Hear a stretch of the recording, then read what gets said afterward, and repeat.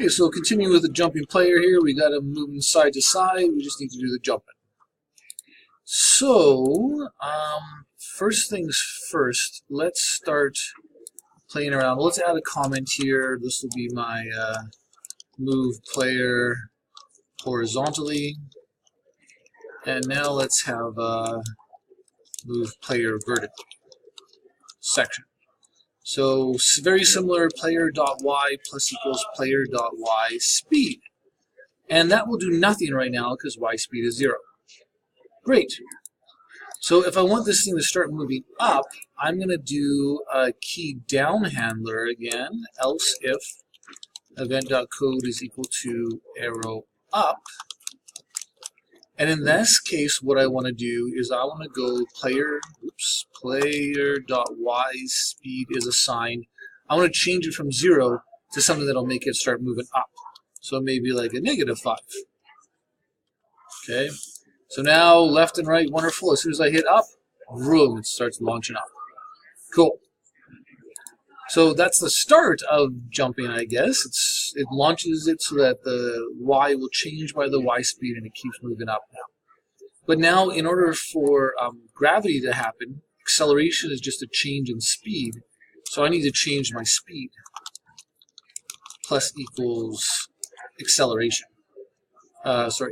Player.acceleration. Right? So now what will happen is, whoa, where'd I go? Okay, so now that I have that acceleration, I'm falling. So, okay, we gotta increase my jumping power. So let's change that to 15 maybe. And now, oops, refresh, there I am. Come on, there it is. Okay, so we've got kind of this up, I launch upwards, and acceleration brings me back down. Wonderful. And you can play around with different values for acceleration, different values for that initial launch speed here. Yeah, you can play around with that and it'll change things. Now, obviously, we need to worry about, I'm falling through the ground. So I need to do an if statement, if player.y. Remember, that's my top left corner. So I'm going to go player.y plus player.height. So that'll be the bottom of the player. If that's greater than canvas.height, that means that I've gone off the bottom of the canvas. So then I'm going to do something. I'm going to reposition myself because sometimes you fall like into the bottom. Actually, let's start by stopping. Player.y speed is assigned 0. All right, so that'll make me stop moving, hopefully. Okay, that's good. Boom. Boom. Okay. So at least now my y speed is 0, so I'm not falling down anymore. But you can see that when I land, sometimes it looks like, yeah, I'm embedding myself into the ground, right? I'm stuck into the ground. So a way to fix that is just to say, hey, you know what?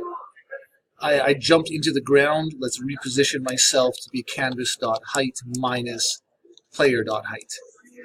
So that should reposition myself to be always on the bottom. Okay, cool. So left and right, I can jump. Now I can infinite jump. I'm not going to do that in this video, but that's something maybe you can play around with solving. Or maybe I'll do it in the future. We'll see. Okay. And the only thing other thing we'll do is the edges. So when I move left, if I go off the screen, I want to do the same thing. I want to reposition myself so I'm right at the edge to stop that from happening. So I'm going to do that right here. Right? So this is move right. And if player.x plus player.width is greater than canvas.width, which basically is this is the right edge of the player. If that's greater than the width, that means I've gone off the right side of the screen. Then I want to say player.x is assigned canvas.width minus player.width. It just says reposition yourself. So say get back here. All right, you've gone off the screen, get back here. And then the same thing here. If player.x is less than 0, that means that my left edge has gone off the left side of the screen. Player.x is assigned 0. And that should now stop me from having to, right, I can't move off the screen anymore. Yeehaw! Okay, good. I can go off the top. That's okay. All right, pretty good. That's the basics of a jumping player. Like I said, the infinite jump would be good to stop, but I'll let you, maybe that'll be a challenge for you. And awesome. Now, the only other thing I might do with this is our main function, we just have one drawing player. If we had more things in this program, this is going to get big. Remember, we learned how to define and invoke functions. So what I'm going to suggest is I'm going to create some more functions down here. I'm going to have some player functions, and I'm going to have a function called move player horizontally. All right, and I'm going to take all of this code that deals with moving the player horizontally, and I'm going to put it inside of this function. Shift-Alt-F to do the tabbing.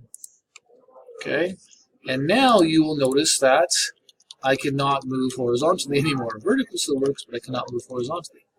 And that's because, remember, this code inside the function will not execute, it will not run unless I call the function. So right here in my logic section, I need to call the function move player horizontally by using the name of the function followed by parentheses. Okay? And we'll do the same thing with move player vertically, and that'll be this stuff right here. We'll cut that and put that into a function as well. Move player vertically. Beautiful. Good. Save. And that should now work wonderfully. Still works great. But it just cleans up this stuff here too. Right? Cleans up the logic. And I don't even need comments because my function name is descriptive. Move player horizontally. Move player vertically. Drawing section. This drawing isn't very complicated, but sometimes your drawing may be more complicated. We could also take that out if we wanted to.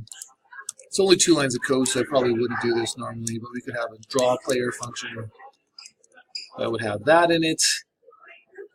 And now, because I didn't call it, we won't see the player, so we need to have the draw player function like so.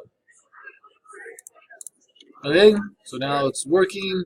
And we're just using these functions, defining and invoking these functions just to organize our code a bit better. Another thing I like to do is actually make a new file, player.js. And whenever you make a new file, you got to make sure you load it.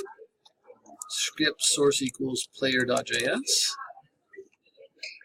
And what I like to do is take all of these player functions and put them inside of this file.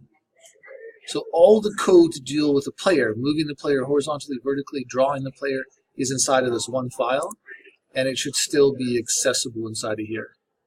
And my main program I like to keep is just saying, hey, let's set up the canvas, let's have my global variables, let's have this main loop, which is fairly, I usually like to keep it pretty small. We call other functions to do their job. Think of this as like a big boss man that says, hey, function do your job, hey, this function do your job, hey, this function do your job, right? And then we've got our event stuff, which I like to keep in the main.js as well. Okay, so just put those functions there, and we invoke them from here, and we've got a nice organized program with a jumping player. Awesome! Okay, feel free to play around with this, play around with the color, the size, try to fix the multiple jumping maybe. And that's it for this video. Okay, hopefully that was a good review of how to do some of the JavaScript, how to set up the canvas. Sorry for the announcements. And also this idea of defining and invoking functions, which is really useful. Okay, that's it. Take care. Hope that made sense. See you in the next video.